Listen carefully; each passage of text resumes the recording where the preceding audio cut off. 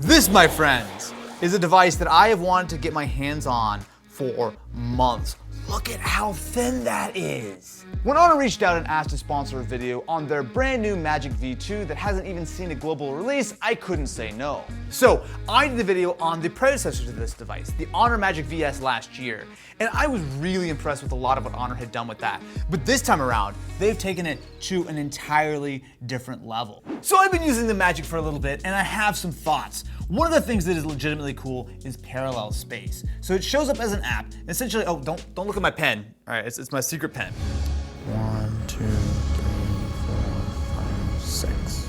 So inside Parallel Space, essentially what you can do is you can run a separate copy of most apps on your phone. One of the cool things I found you can do is you can play 2 games at the same time. Why you'd want to do that? Well, that's up to you. So with my game open, if I want to open up the split screen option, so I'm going to load up a second copy of the exact same game. Now this one is logged into a different account. I can play at the same time. Graphically, this is quite impressive to be able to run 2 copies of the game, especially because this phone is so thin that you would consider that pushing this many pixels in 2 full complete copies is quite difficult. So as you can see, I have 2 accounts and 2 copies of the game running at the same time. This is, I would say, mentally difficult because it's a lot of work to use your brain this much. But technically, this is fully functional. Do you want top or bottom? I'm normally on top. Okay, so let's play side by side. So this actually works surprisingly well though, honestly. Even though this is technically supported, it's not really meant to be used by 2 people, I think. But the fact that I can do this fairly easily, and I mean, it took like, what, 2 minutes to set up? Now the only problem is this is not supported on like all apps and all games, and it's definitely a little bit more optimized for, you know, running 2 copies of WhatsApp or whatever the case is. But Parallel Space allows you to essentially have an entire private little window into your apps, your games, whatever you want that can be separate from the outer sort of software. I'm legitimately impressed. Both copies of the game are running at 60 FPS, and it even like rotates smoothly too, so you can use it in either orientation. I wonder what happens if I close it. I don't think that's gonna work, right? Oh my god, what? Okay, that's kind of wild. It just shrinks everything down. I don't know why you want to do this on the outer display, but technically it works, and I can just open it up. Dude, that is so smooth at how that handles that. That's legitimately impressive. I didn't think that was gonna work. Boy, oh boy, that's some magic right there. I am a big fan of foldables. I've been using a foldable as my primary device for over 3 years now, and I love it even though there are certainly some downsides. And really what Honor have done here is try to eliminate as many of those as possible. Essentially, it is a fairly standard looking device, both front and back. But when you open it up, you have the massive internal display. And because it is so thin, and because it is incredibly light, it really does feel like when you have it closed up, you're just using a standard sized smartphone. It is using the latest version of the Qualcomm Snapdragon 8 Gen 2 mobile platform, which is quite powerful. So I'm gonna put this side by side with the Z Fold as well as an iPhone. Look how much thinner it is than something like the Z Fold. And also, if I flip them over, look at how much wider the display is. While I do typically like a slightly more narrow device, this is too narrow. I mean, obviously everyone is different, and if you like something that's like this, but just having both these phones in my hand, not only just the width of this feels nice, but like this is significantly lighter. It feels incredibly easy to hold. Like, I mean, obviously this is a very large outer display, but like I can balance it with a couple of fingers quite easily. So let me fold it up and let's get some weights on this. Now, Honor were claiming that this is going to be roughly as sort of thin as well as roughly the weight of like a traditional flagship device. So let's start out by putting the Magic V2 on the scale. We're gonna get 236 grams. So for context, the Z Fold is 256, so substantially lighter. How about we try the iPhone 14 Pro Max? 250, so this is lighter than an iPhone. Mind you, this is the big boy iPhone, but still, I mean, it makes a significant difference, especially when you open it up.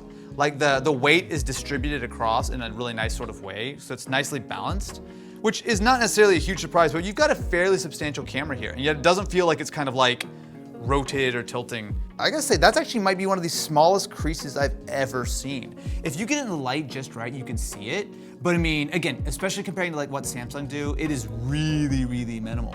And that's impressive because this hinge is very simple. So from my understanding, the hinge is only a handful of pieces, but with that, it still will stay. So if I wanna set it up like this, right? Yeah, so it needs to be about 90 degrees or so.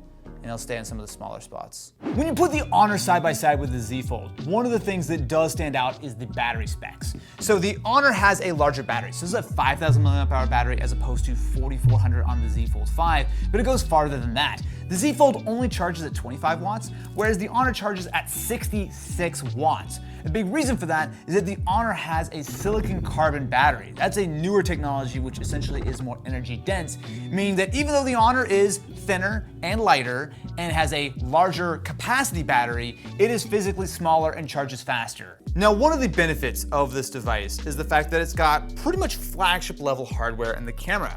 So there are 5 cameras in total. So on the inner display, we have a selfie camera. We also have that exact same camera on the outer display. And then we have 3 cameras around back: wide, ultra wide, and telephoto.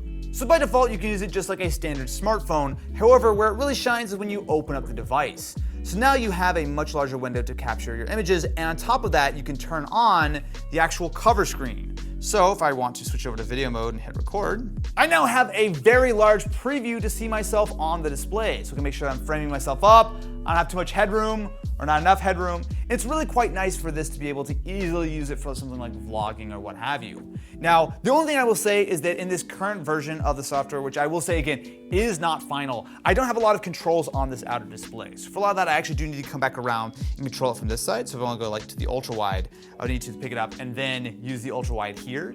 So don't totally judge the image quality based on this early software, but the ability for me to have a device which is this thin and this light for something like vlogging is nice, especially because this cover display is absolutely massive to get my framing just right. Like, I mean, this looks nice. Now, if you're not just going to vlog with the device, it does of course function essentially as a little tripod. So what's nice is when I have it in flex mode here, I have all my gallery and stuff on the bottom, my controls, and on top of that, I have a nice little preview here, so I can adjust the camera just right, and if I want to flip over to photo mode, I can take a photo of Ken on the telephoto. Look at that.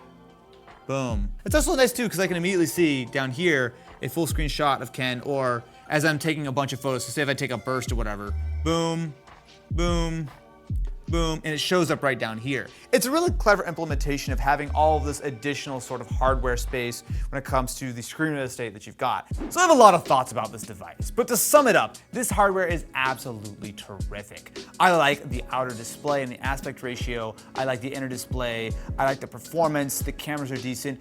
And especially considering that this is a larger format device that is legitimately thinner and lighter than some of the big boy flagships out there is incredibly impressive. The amount of engineering that went into things like the hinge with this made of titanium, and you think about the batteries that they've entirely designed a new battery to actually fit in here to still have good capacity. There's a lot of stuff that they've done well here.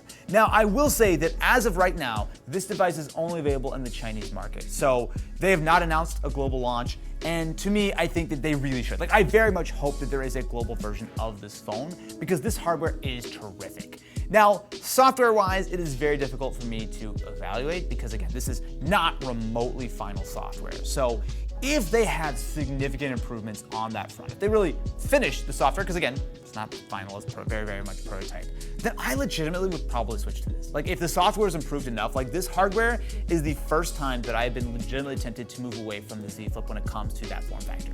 I love how small that device is, but considering that this is quite thin, quite light, quite easy to carry in your pocket, unlike all these other giant foldable devices, if they nail the software, man, this thing is an absolute home run. So again, thank you very much to Honor for sponsoring this video. I know you guys are watching this thing, so please get the software in a good sort of spot and give me a global launch. Like, I think that's all you need to do because, man, this might be the best engineered hardware of any smartphone I've ever seen.